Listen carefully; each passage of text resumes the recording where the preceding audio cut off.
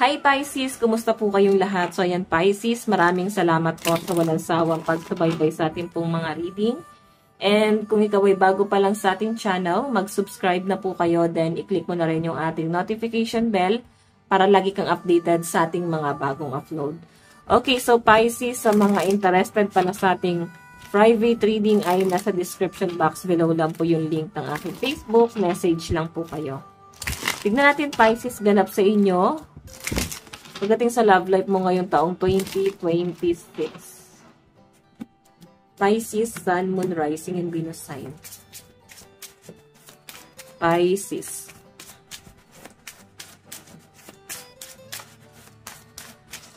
Meron tayong I'm protected by source. Oh, naku, merong ibang ano ba, abangers. Yun ba yung tamang words doon? So, Pisces, meron kang, parang may nakareserba or pwedeng may nag-aantay sa inyo. Basta may abangers dito na parang, kung hindi mag-work yung relationship mo dyan sa person mo na yan, parang may nag-aantay sa inyo. Ganun yung nakikita ko rito, guys. And, nakikita ko na mas pinagagana ng mga Pisces ang kanilang isip, ang kanilang utak. Tingnan natin. Pisces. Pisces, Sun, Moon, Rising, and Venus sign.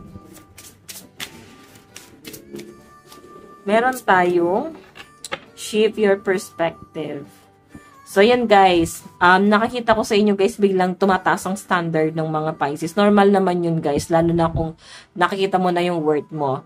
Nakikita ko sa inyo guys, parang meron kang, basta merong nababago, pananaw mo sa sitwasyon, standard mo pagdating sa karelasyon. Siguro, merong bagay na parang nagiging, parang nata-turn up ka sa person na kasama mo ngayon. Okay? As in, off siya sa inyo. Parang, hindi siya yung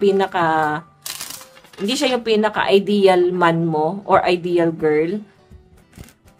Kaya parang possible na may panggagamit. Ganun yung nakikita ko. Kasi tignan mo, I'm protected by source. May ibang nag-aantay or meron kang ibang plano. So, hindi naman totally guys parang panggagamit. Siguro, ginagamit mo lang din talaga yung pagiging practical mo doon sa sitwasyon. So, tignan natin Pisces. Pisces, Sun, Moon, Rising, and Venus sign. Pisces.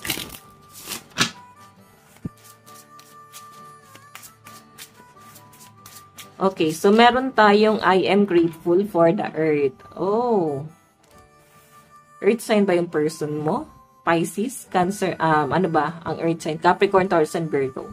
So, may nakikita ko dito guys na parang malaki rin yung naging pasasalamat mo sa taong to.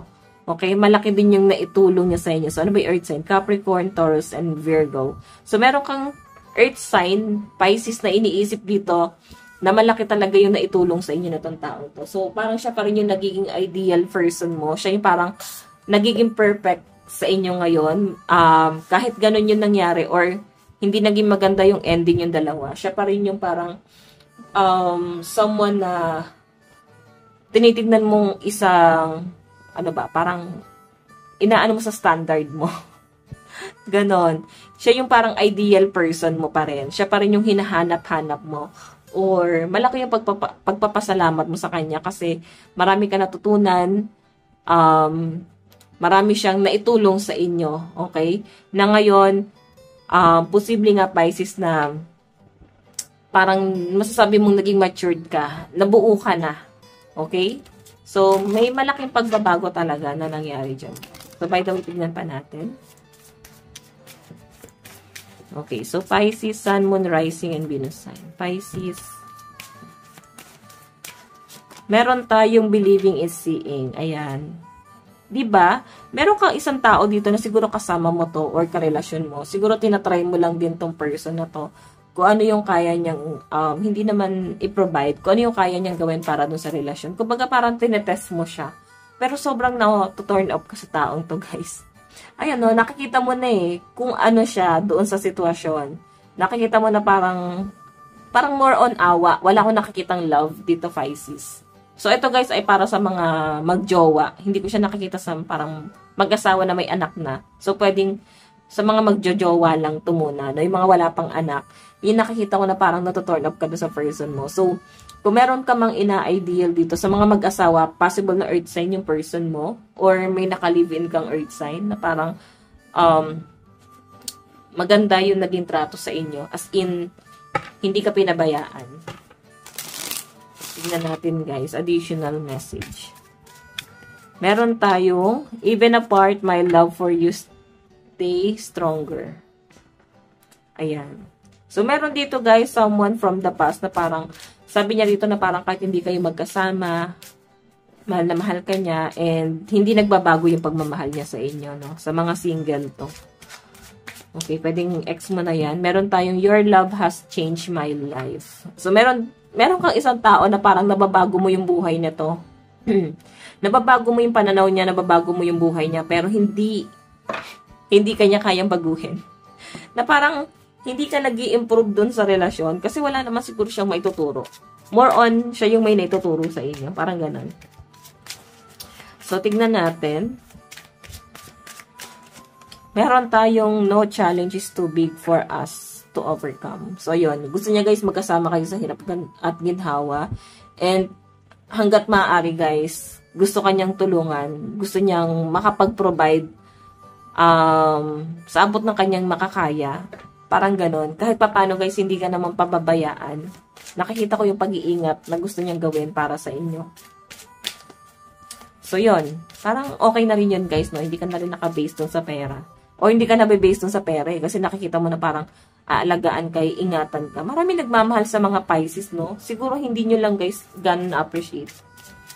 Okay, so meron tayong I forgive you for me and for us. Ayun, may pagpapatawad dito pero hindi lang to para sa inyo. Siguro para sa healing na rin ng ibang taong nakapaligid sa inyo. Okay, so meron tayong I miss who we used to be. Okay, so yun yung nakikita ko dito. Dalawang tao guys yung sumasagi dun sa reading, no? May someone dito na namimiss niya ulit na makasama ka, makausap ka, makayakap ka. Sobrang excited siyang magsama kayo ulit, makita ka. Nasa malayo ba to? Parang ganun eh. So, tingnan natin guys.